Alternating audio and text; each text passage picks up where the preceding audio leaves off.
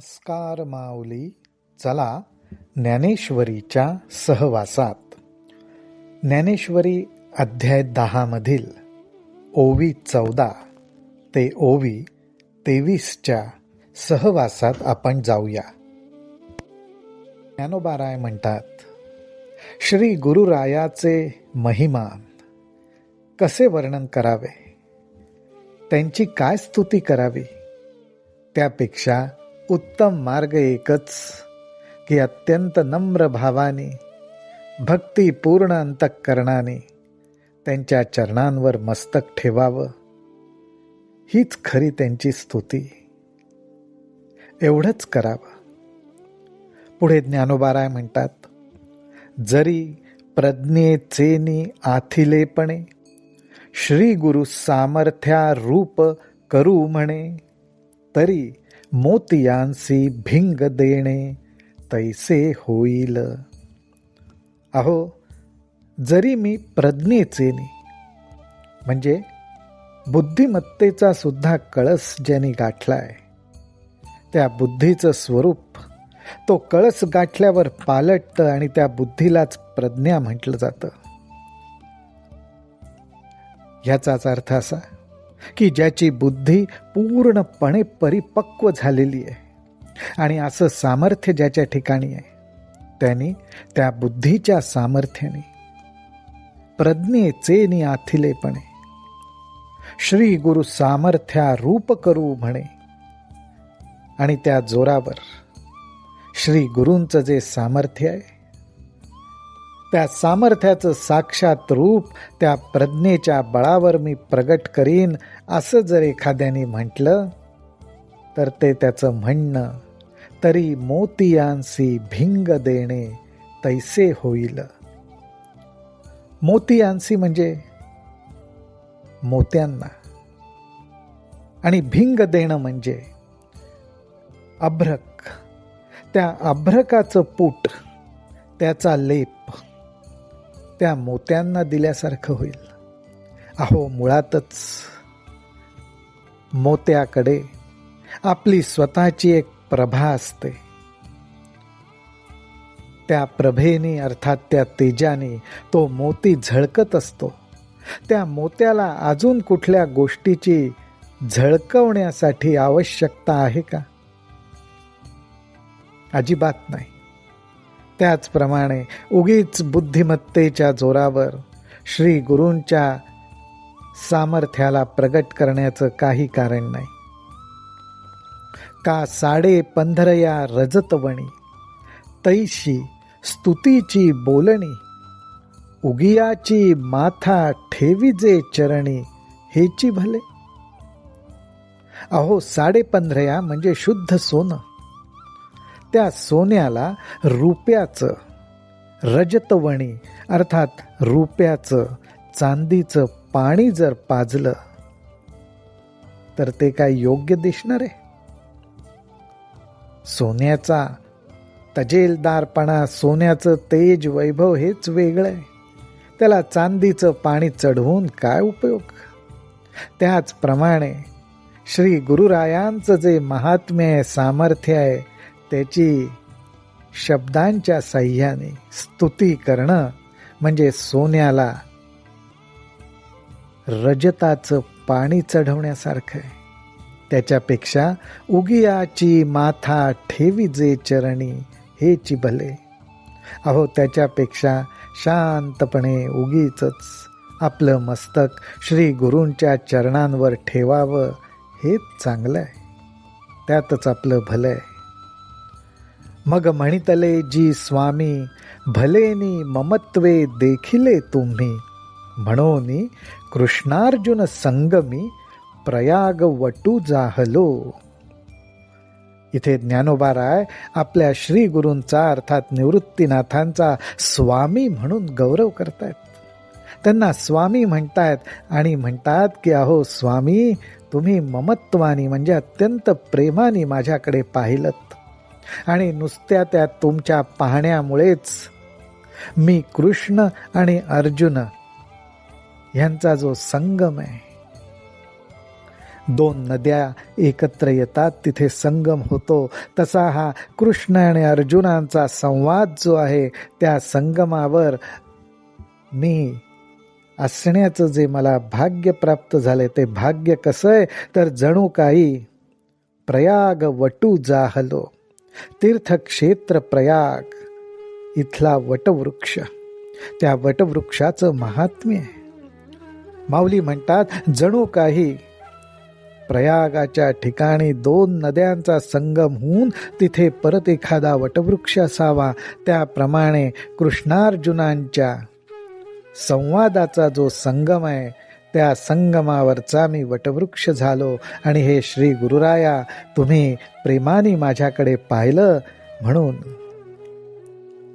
मागा दूध दे म्हणतलियासाठी, आघविया क्षीराब्धीची करुनी वाटी, उपमन्यू पुढे धुर्जटी ठेविली जैसी. अहो, त्या उपमन्यूने मागता मागता खेळात सहजपणे धुर्जटी अर्थात शिवशंकरांना दुधाचा हट्ट धरला, तर त्याचा तो हट्ट पुरा करण्यासाठी त्या देवांचे देव महादेव शिवशंकरांनी साऱ्या क्षीरसमुद्राचीच वाटी करून त्याच्या पुढे ठेवली, दुधाचीच. आणि हे दूध सुद्धा कुठलं, तर क्षीरसमुद्र. अहो, संपूर्ण क्षीरसमुद्र दूध रूप करून त्याची वाटी त्या उपमन्यू पुढे ठेवली. इतकं तर प्रेम. एवढंच काय, तर ना तरी वैकुंठ पीठ नायके, रुसला ध्रुव कवतिके, बुझाविला देऊनी भातुके ध्रुवपदाचे. अहो, वैकुंठ पीठ, त्या वैकुंठ पीठाचा साक्षात नायक अर्थात भगवंत साक्षात विष्णू, त्यांनी जेव्हा ध्रुव रुसला, त्यावेळी त्या ध्रुव बाळाचा रुसवा घालवण्यासाठी कौतुकाने त्याला भातुक म्हणजे खेळणं दिलं. ते कसलं, तर ध्रुवपदाचं. असं तर भगवंतांचं श्री गुरुरायाचं प्रेम असतं. तैसी जय ब्रह्मविद्या रावो, सकळ शास्त्रांचा विसवता ठावो, ते भगवद्गीता वोविया गावो ऐसे केले. हे गुरुराया, अशा प्रकारेच तुम्ही माझाही हट्ट पुरवलात. अहो, ब्रह्मविद्याचा रावो अर्थात राजा. ब्रह्मविद्या अनेक प्रकारे प्रगट होत असेल, पण ह्या ब्रह्मविद्येचा जो राजा आहे आणि ज्या ठिकाणी सगळी शास्त्र विश्रांती घेतात, असं सगळं शास्त्रांचं एक विश्रांती स्थान आहे. ती म्हणजे ही साक्षात भगवद्गीता. ती भगवद्गीता तुम्ही माझ्याकडून ओव्यांच्या रूपात प्रगट केलीत, गाऊन घेतलीत.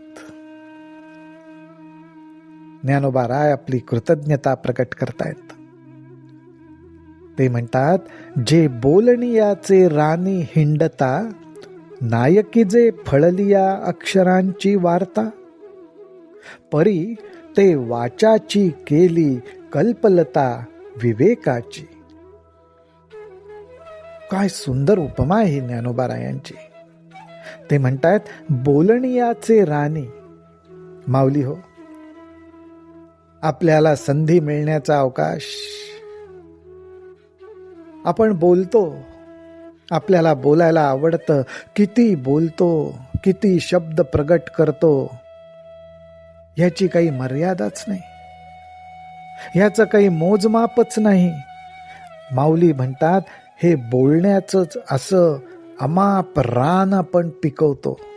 अर्थात बोलण्याच्या साह्याने शब्दरूपी रान पिकलं जातं, पण त्या शब्दरूपी रानातून काही उत्तम फळ पिकलंय असं कधी ऐकायला मिळत नाही.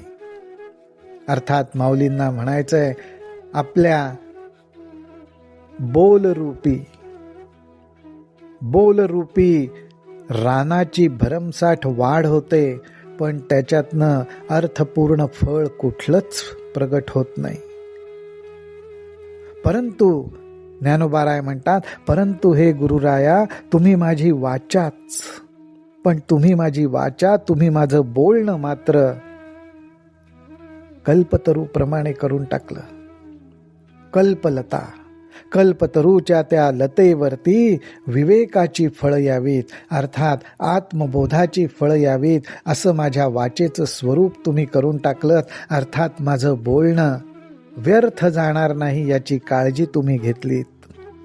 इथे ज्ञानोबाराय एकच सांगतायत की माऊली हो, बरेचदा आपलं बोलणं व्यर्थ जातं, कारण त्याच्यातून आत्मबोधरूपी फळ काहीच प्रगट होत नाही.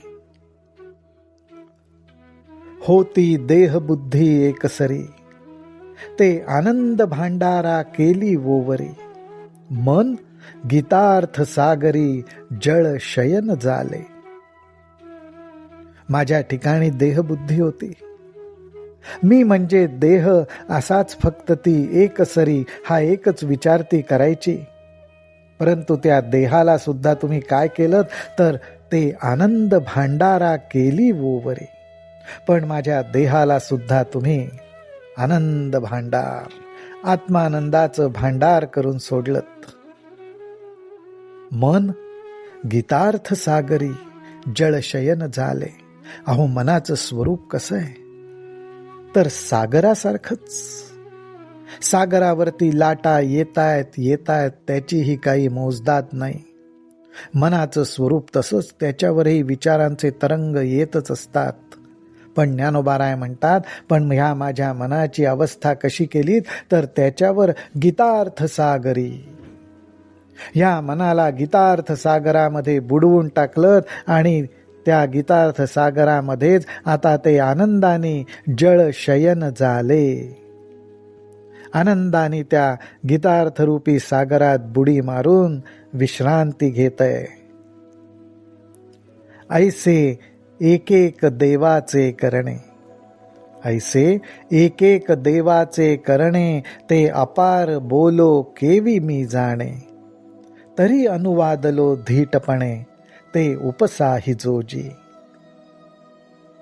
ज्ञानोबाराय म्हणतात,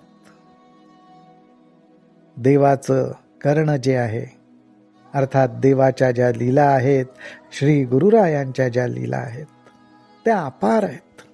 त्याच्याबद्दल मी काय बोलावं, किती बोलावं, मी तर काही जाणतच नाही. तरी अनुवादलो धीटपणे, ते उपसाही जोजी.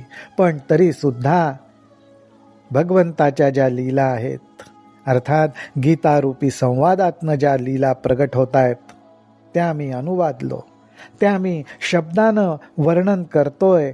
पण ते उपसाही जोजी, ते मात्र तुम्ही सहन करा. माझ्याकडनं खरं हे धाडसच होत आहे.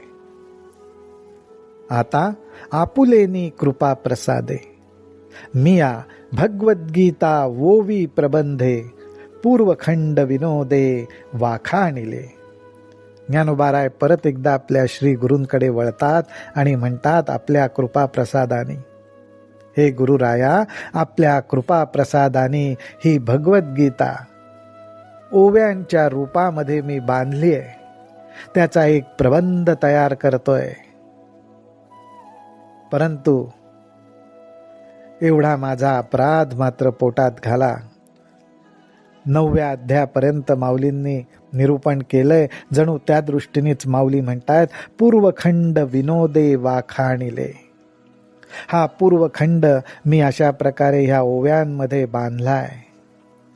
विनोदाने, सहजपणे, कौतुकाने आणि त्याचं गुणवर्णन केलेलं आहे. पण हे गुरुराया, हे केवळ आपल्या कृपा प्रसादाने. रामकृष्ण हरी, रामकृष्ण हरी, रामकृष्ण हरी.